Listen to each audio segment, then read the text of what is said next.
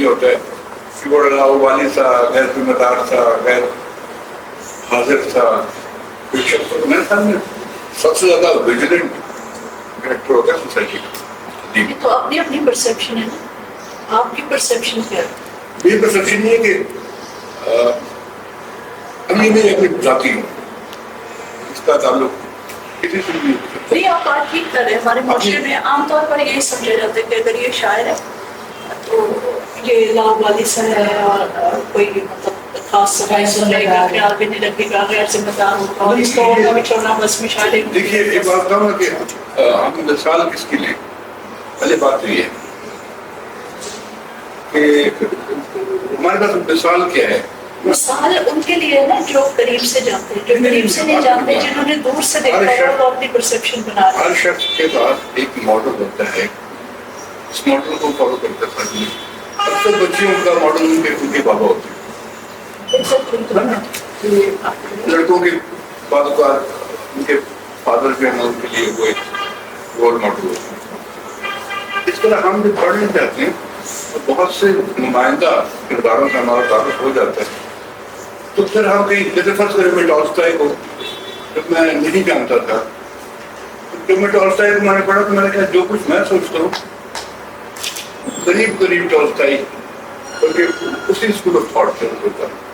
اور اگر میں چاہوں تو ایک چیز بتا بھی سکتا ہوں، اگر آپ عرب ٹریڈیشن جو ہے وہ پڑھیں، طبی کو ڈیپلی پڑھیں تو وہ تاریخ عرب پڑھیں، پھر اس کے بعد جو مذہب آئے وہاں پہ آپ کو سمجھ آ رہی ہے پڑھے 80-90% وہی سب کچھ. آپ بنی اسرائیل چلے تو وہاں پہ بالکل وہی سب. آپ ایسیرین تہذیب میں چلے جہاں جو مذہب آئے، آپ زرتش میں چلے جائیں، ایران کی جو اولڈ تہذیب تھی زرتش کے اندر 80% وہی چیزیں.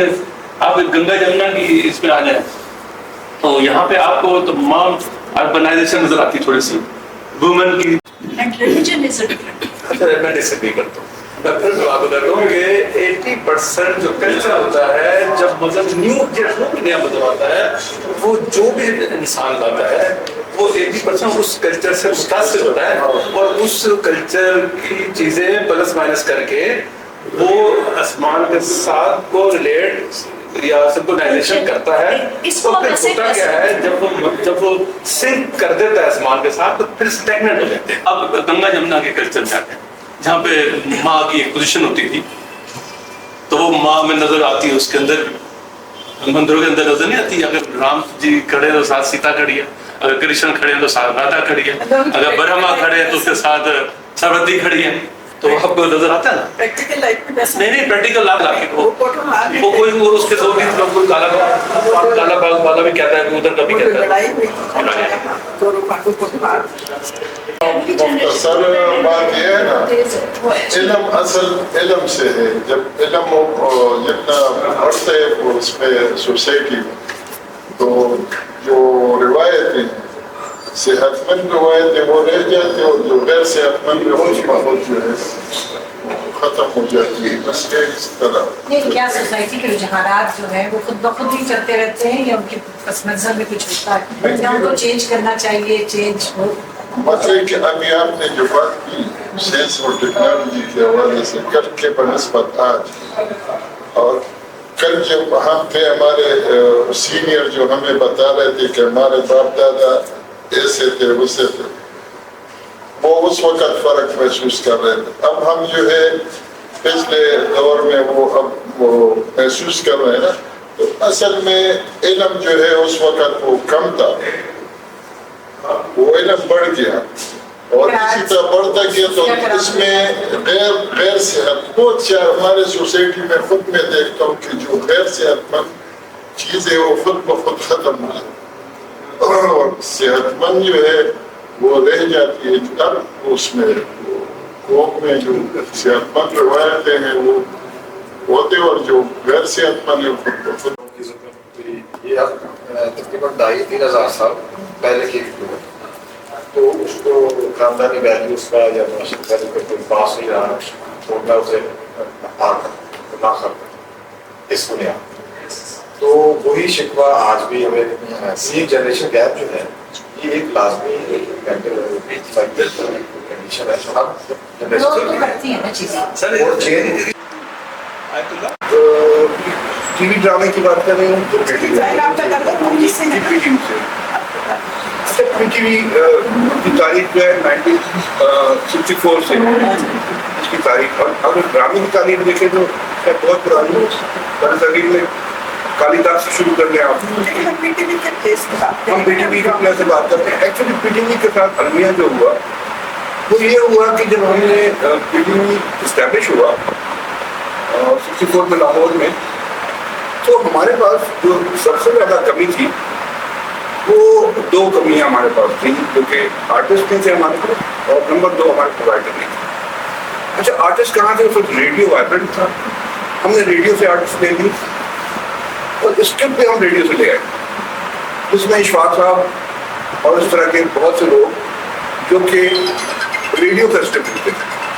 اس سے یہ ہوا کہ ہماری جو بنیاد رکھی گئی وہ ریڈیو اسکرپٹ پر بنیاد رکھی گئی, اور جو اداکاری تھی اس کی جو شکل تھی وہ بھی ریٹیرکس کے پر چلی گئی. ریٹیرکس میں یہ کہ آپ لفاظی جس کو کہتے ہیں, لغت عام میں لفاظی کہتے ہیں کہ میں تمہاری خاطر چاند تارے سورج توڑ سکتا ہوں وغیرہ وغیرہ. وہی تصنع تھا, وہ جو آرٹیکولیشن تھی ہمارے لینگویج میں وہ در آئی ٹیلی ویژن کے اندر, اور وہ ایک کلاسیکل تھیوری بن گئی ٹیلی ویژن کی, جس سے ہوا یہ کہ ٹیلی ویژن بجائے اس کے کہ وہ 85% نان وربل کمیونیکیشن کی طرف جاتا, 85% وربل کمیونیکیشن کی طرف چلا گیا. ہمارے ڈرامے ووکل زیادہ ہو گئے. تو اشفاق صاحب کے یا اس طرح سے ڈائلاگ لکھنے والوں کی زیادہ پذیرائی. اس سے یہ ہوا کہ اب آپ دیکھ لیں کہ یوٹیوب پہ جو ٹیکنالوجی میٹر نہیں کر رہی تھی. شروع میں جو بنگالی تھے, دیکھیے ہمارے عربی میں تو بڑی عجیب و غریب ہے. ہماری فلم انڈسٹری بیٹھی کب 71 کے بعد مارکیٹنگ لوگ پبلک جو ہے وہ اس طرح جانتے ہیں. بہت لوگ ہیں جو بالکل ان پڑھ کچھ نہیں جانتے, ان کے پاس بیٹھا کھینچنا والوں بنانے تصور کو امیجنیشن کو اس کے بنیاد پر پھر آج کے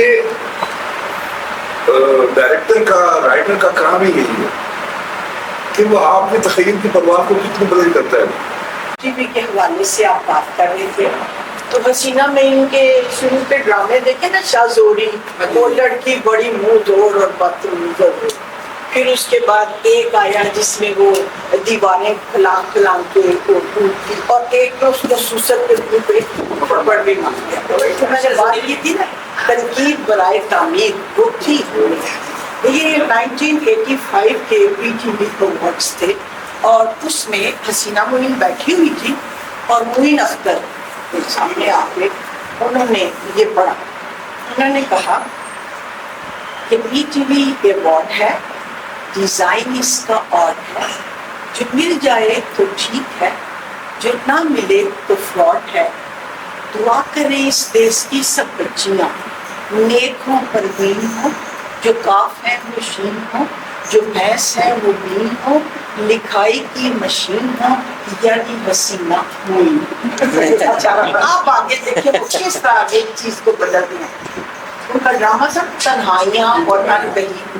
حسینہ کو بلائیے, بٹھائیے, سمجھائیے, اس دیس کی سب بچیاں ہیں دال دال کچیاں, سسر پر تھپڑ مار کر دیوار گھر کی پھاند کر وہ جاگتی نہیں. کچے گھروں کی مکین ہے لاکھوں میں حسین, قلم ان پہ اٹھائیے, ان کو بھی آزمائیے کہ ان میں بس رہی ہیں ان کہیں تنہائیاں. حسینہ جی ان کہیں تنہائیاں.